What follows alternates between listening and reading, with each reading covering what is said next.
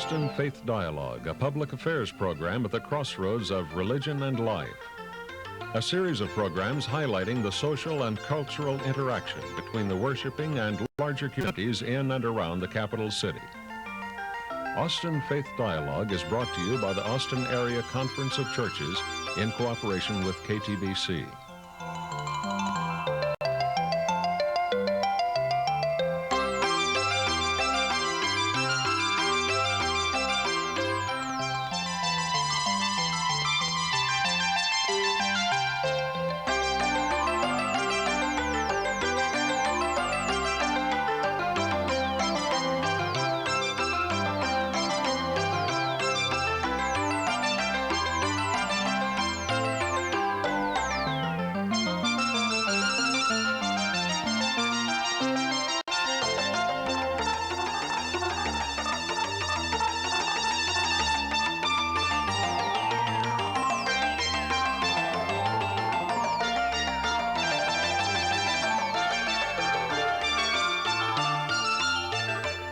Join us now in today's Austin Faith Dialogue.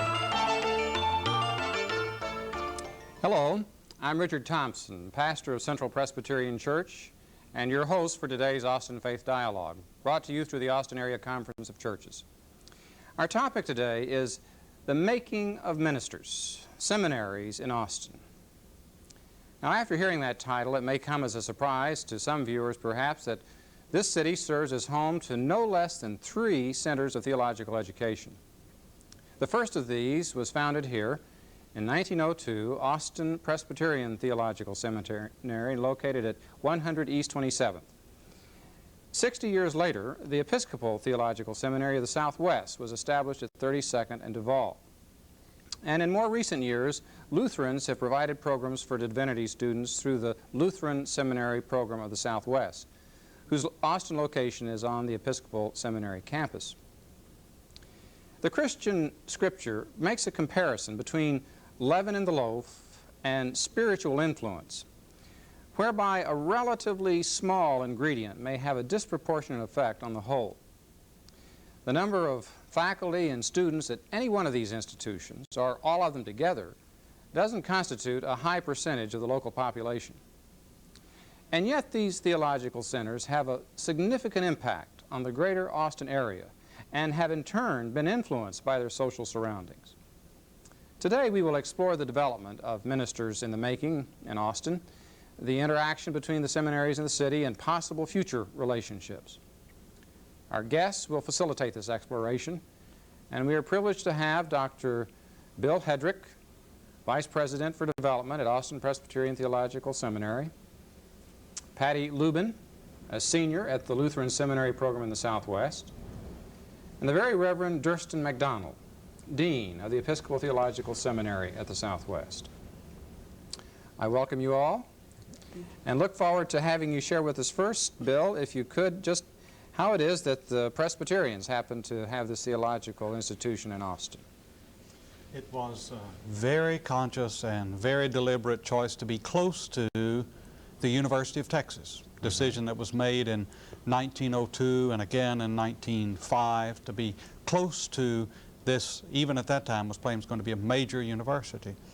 And that's deliberate because to enter the seminary, one is to have already a bachelor degree from a college or university. So it's important for the possible draw of students and for the academic climate to be close to the university. Okay.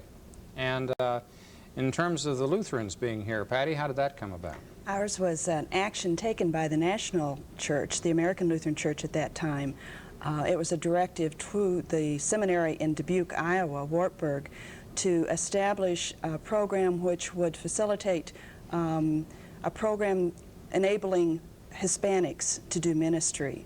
And so when doing that, setting out about trying to find that location, it was intentional that they locate in Austin because of the 2 other seminaries which were in existence, and to utilize their facilities at that time, as well as the culture. So as to be able to cooperate with the schools that were already here. Right. Mm-hmm. Durston, 1962 is the beginning date for your divinity school, and Can you give us some background on that? Well, I think a quick answer would be that the Episcopal Church was tired of sending people from the Southwest to the East Coast for their theological training. And so there was a desire to start a seminary in the Southwest to serve the Southwest on its own terms. And Austin was chosen because of the vision largely of the founder, which was that seminary education had to be near government and near the university.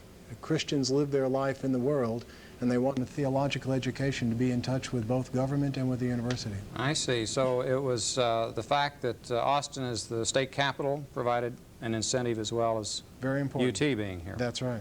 Okay. Just from a historical standpoint, Bill, as pastor at Central Presbyterian, I know that back in the later part of the 19th century, that Pastor Richmond K. Smoot at that time had started some initial training for young theologues. And how did that transition occur at the turn of the century to the present school? Well, Dr. Smoot, who was at your congregation in late 1800s and a professor of philosophy at the University of Texas, started up what was called the Austin School of Theology, started it 2 years after the University of Texas was founded. Because of Dr. Smoot's health and Dr. Dabney's departure, that went the way of all flesh. And then the governing body decided that was still a good idea. We're still going to have a seminary in Austin, and started it up. And Dr. Smoot continued and came back on as a professor, so the ties to the Austin church, church life, continued all the way through this whole history of the school. And then the change in location as well. Originally it was on... Originally over in the east part of town, and there was apparently a group of Austin citizens who helped and insisted, persuaded the seminary to move right across the street from the University of Texas, very close to it. Okay. My little digging around in history, I've not been able to find the names of those blessed saints, but I certainly am grateful that they helped us put ourselves there. And it so happens, Durston, that the Episcopal Seminary is just a couple of blocks over from the Presbyterians. We're very close. We're within an easy walk. In fact, when we were first founded, we held our classes in the Presbyterian campus and worshiped at All Saints Church, the nearby Episcopal church. Oh, I see. And then we were given a bequest from a family, not Episcopalians, of the land that the seminary is on now. And so the proximity to that has been to your advantage in terms of students taking courses in We work both places? cooperatively, yes. Students at our seminary can register for courses at the Presbyterian Seminary as well as at the university, and students cross over all the time. All right. And I think that you mentioned that cooperation earlier, Patty, as far as the Lutherans from Wartburg originally reaching out to the Southwest, and you're currently having classes and in both of these institutions. Right. We have them in a building for the Lutherans, as well as courses that we take at both the Presbyterian and the Episcopal Seminary. And being located actually on the Episcopal campus, what does that mean in terms of your, do you have a special place that is... Right, we do. We have what we call the Lutheran House for much of the activities that are just particular to the Lutheran students. That's where the Lutheran courses would be taught that would be of interest only to the Lutherans per se, as well as gathering time and where our professors have their offices. Okay. Now, out at 32nd and Duval, where this is taking place in regard to your particular programs, there was an original emphasis in terms of Hispanic ministry. I understand that that's what brought the Lutherans, in a sense, to Texas. Correct. Can you fill in just a bit about how that evolved and whether that continues to be the emphasis? Well, as I said, that was part of the action of the National Church when this program began 15 years ago, and it has continued to be the stronghold for the program. In just recent months, and with the culmination of the new Lutheran Church as of January of this year, there's been some new direction that will be taking place effective fall of this year, so that the program will be broadened to include not only the Hispanic ministry and for Anglos as well as Hispanic students, but also general ministry for students of whatever intention they have. So it will be a two-part program now, rather than the focus that was simply on the Hispanic. There'll be a balance of those two programs. And there is another Lutheran seminary that is sponsoring the work here? Right. The Lutheran Seminary in Chicago is also a part of this. When the new church began, we partnered, as did all the Lutheran seminaries throughout the country. We partnered with one another, and those two seminaries, Wartburg and the Lutheran Seminary in Chicago, partnered together to support this program. Okay. Let me add a word about the Hispanic dimension at the Episcopal Seminary. It has two focuses. One, amongst the Episcopal seminaries, we're the only seminary that has 2 professors in Hispanic ministry and has a faculty that's 40% bilingual. Oh. So we're particularly well equipped to train people for Hispanic ministry. But it's a broader question than that. Today in the Southwest, in the West, in the East, in the Midwest, you will meet Hispanic people in any community that you go in, but you'll also meet Asian Americans, you'll meet people from different ethnic cultural groups. So one of the challenges for seminaries these days is to train future clergy, men and women, to be able to respond to people of different cultures. And that's at the heart of our program here and what we're doing. So it's not limited to Hispanic in terms of that intercultural. No, the aim would be diversity. at Anglos, as we would say in this part, who will be serving Anglo congregations, but those congregations will be in cities like Austin, where there are blacks and where there are Hispanics and where there are other immigrant peoples. And the question is, how will the church respond to them? Okay. Now, I know diversity is something which the Presbyterian Seminary has had an equal interest in. Could you give us some examples of that?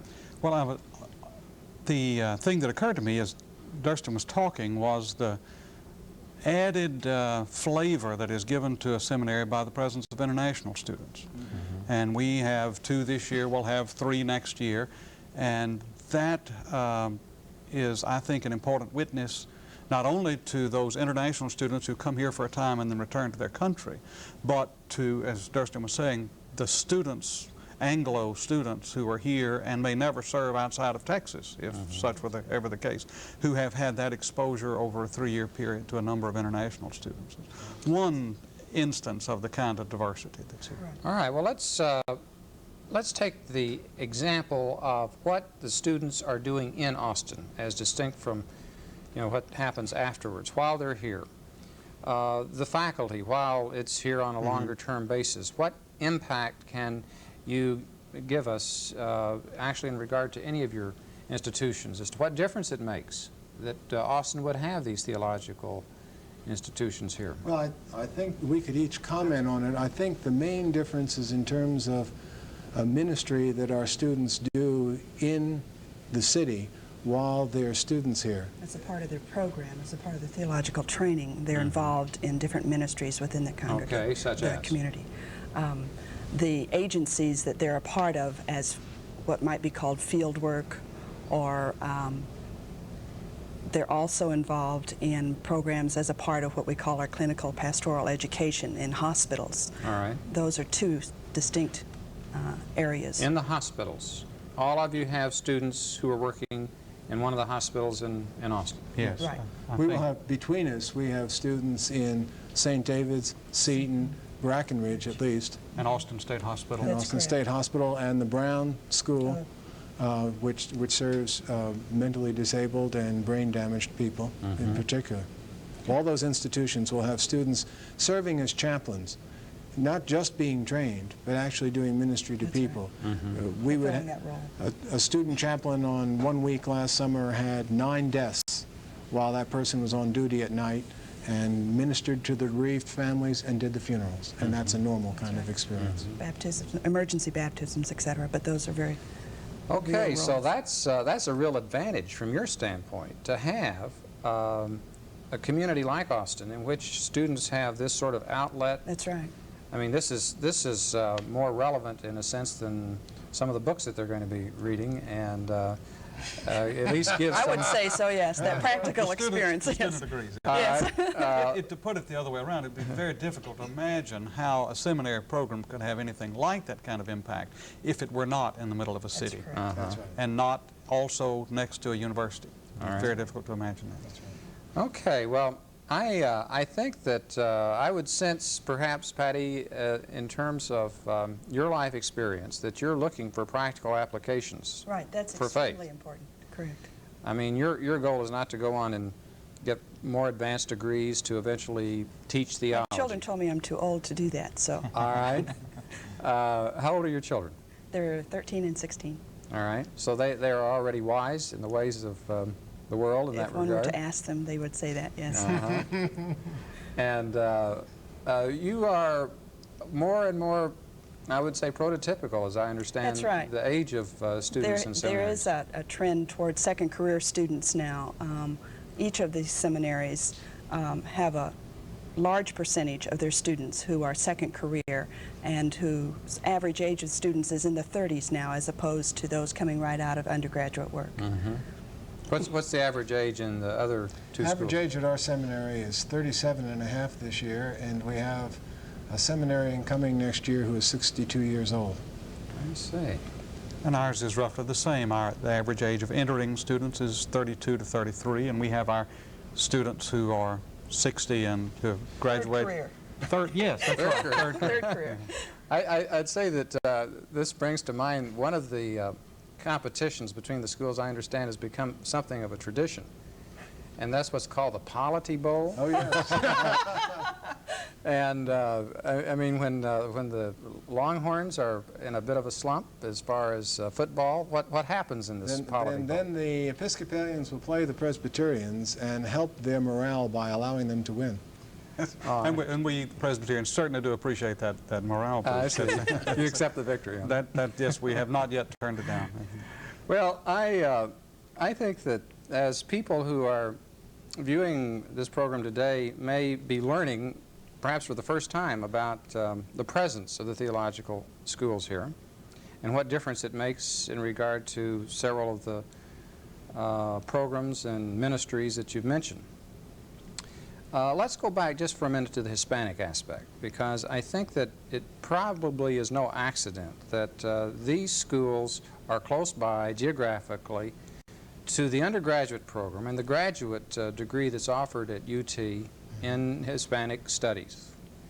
That this is really the outstanding school in that regard in the country, and the Benson Library along this line.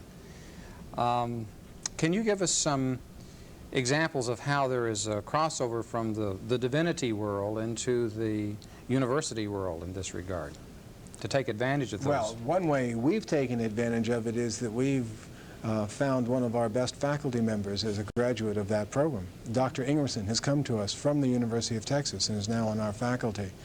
But it works the other way around. The University Museum has had several exhibits of religious art and Hispanic art in particular, and that enables us to be not only reading books in the Hispanic studies area, but to make use of cultural artifacts, which our program does consistently, makes use of the university resources. And there are other ways as well. For instance, one of our fairly new Board of Trustee members is Dr. Abram Torres, who is with the Hispanic American Institute. Did I get that? Latin American Institute. Okay. And very valuable to have that kind of presence on the governing board of a seminary. And as far as the art, just to take one aspect of it, you mentioned that there was an influence here that you found through your Episcopal school of the cultural artifacts. That's right, that the university has, that we're able to bring our students to and to use as a resource. Okay, but you're studying divinity. You're studying the immaterial, the We're not ethereal. Studying, well, that's what some people think. Uh-huh. We are studying divinity, but we believe in divinity that took the form of human flesh in a particular time in particular cultures. And so God reveals God's self always through different peoples. All right, so let's take a cultural artifact from the Hispanic side that has had an influence in one of the schools there. Can you I think that's intriguing because art, the university has this, in the Harry Ransom Center, a beautiful art collection. It's hard to think of a particular artifact, but if you think of Mexican and Mexican-American piety as it's clearly painted in devotion to Our Lady of Guadalupe and other images, what you all come to understand is how important the family is and how important human relationships are in the Christianity of that culture. And that's a contribution to us in America because we tend to be fiercely individualistic. All right. And so for us to have that understanding that the church is a family and that we have to be concerned with God's children rather than just the individual salvation of an individual soul. So it emphasizes the corporate aspect of faith. That's one, for instance. All right, good. Another particular is when doing a project, students went down and took pictures and slides of each of these particular pieces of art and related them to the dynamics of the life of these particular people as it was from Latin America, and brought that back to the classroom, enabling us to understand their expression of God in their life, Jesus Christ expressed in their worldly activities, their day-to-day life, and the pain in which that is, and for us to broaden our horizons from an Anglo perspective. All right. I think that the perspective that we need to touch upon in addition to the art is from the Hispanic influence, liberation theology. One of the leading movements within the Christianity today, and having its impact beyond even church life. Austin Presbyterian Theological Seminary offers an emphasis on liberation theology. It always happens with particular people, and it happens in our instance with Dr. Ismael Garcia, who is our professor of ethics, came to us from Chicago, but he is himself Puerto Rican by birth. He has just published a book on the concept of justice in Latin American theologians, liberation theologians, and does a splendid job of, at least I've not heard him preach, this is all secondhand, the students appreciate very much the way that he hands them this business of liberation theology within a framework that allows them to understand the pain that it grows out of and the hope that it grows toward. It's a very important part. All right. I think that we need to move beyond just the one aspect of theology, of liberation theology, and think of how all three of your institutions are into the field of ethics, equipping students to understand the ways of looking at the world, analyzing issues in a state capital such as Austin, with a different perspective than might be had simply from secular sources. Could we get some examples of other issues that are for people who maybe, again, for the first time are realizing that seminaries are not simply teaching the Bible, Old Testament and New Testament, or Hebrew and Christian scriptures, but the whole understanding of the nuclear arms race? Well, let's take medical ethics. All right. Because each of our institutions has courses in them. We have a faculty member serving on the Ethics Research Committee of the University of Texas. I serve on St. David's Medical Ethics Committee. Our students often take part in medical ethical discussions and analysis, and the question there is, what difference does it make to come at these questions as a Christian, as opposed to just the way anybody in the secular population comes at them? And sometimes the answer is it makes a big difference, and other times the answer is it doesn't make that much difference, and you have to understand why. One difference that it makes. One difference that it makes. We would say that on the abortion issue, I would say, let me speak for myself. I would say that on the abortion issue, the Christian understands that there is always sin involved, whichever side of the decision you are involved in, and forgiveness is possible, and that the polarized structure of the debate in our society is too simple. All right. And One That's clear for example. starters. All right. That's for starters. And we might have to come back for Oh, that. that's for another program. program in itself. Okay. Patty. Oh, Go ahead. No, go ahead. That's Well, I was thinking of the issues, the ethical issues. All right. And one of the things that happens here in Austin every other year is this legislature comes to town and All right. disrupts things altogether. And one of the things that Austin Seminary did, co-sponsoring with Texas Impact and I believe with the LBJ School of Public Affairs, was a legislative briefing course that was for our students, but not for our students alone, on issues before the legislature. and Lieutenant Governor Hobby appeared at that, as I did recall. indeed. And as a student that you're to graduate when, Patty? middle of May. And where will you go from here? That's unknown right now. I've been assigned to the Southwestern Texas Synod, which is an area which is north of Georgetown to the valley. So that's the location to which I've been assigned and in call process at this time.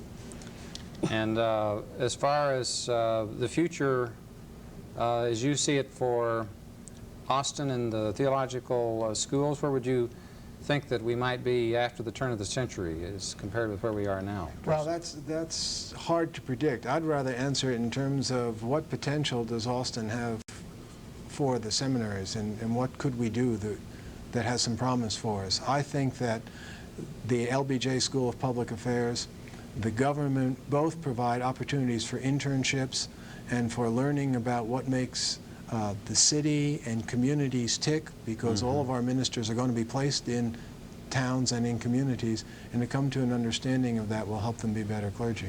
Okay. Bill, one final word about the future from you, if you could. I would echo what Durston says, that the possibilities for cooperation and interaction with the University of Texas and the governmental agencies lives a particular cast of theological education for Austin.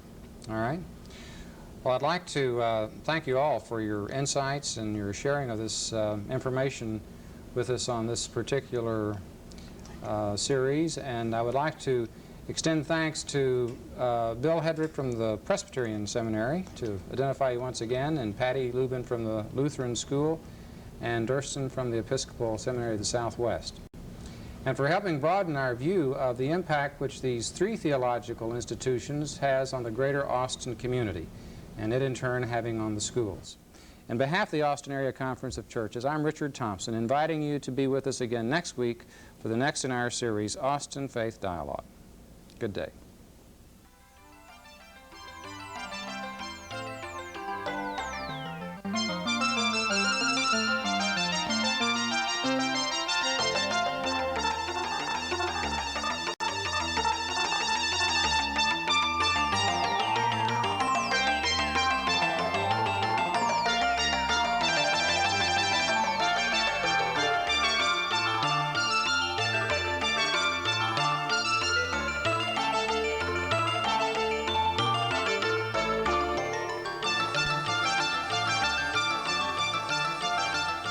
For more information about today's topic, call the Austin Area Conference of Churches at 472-7627.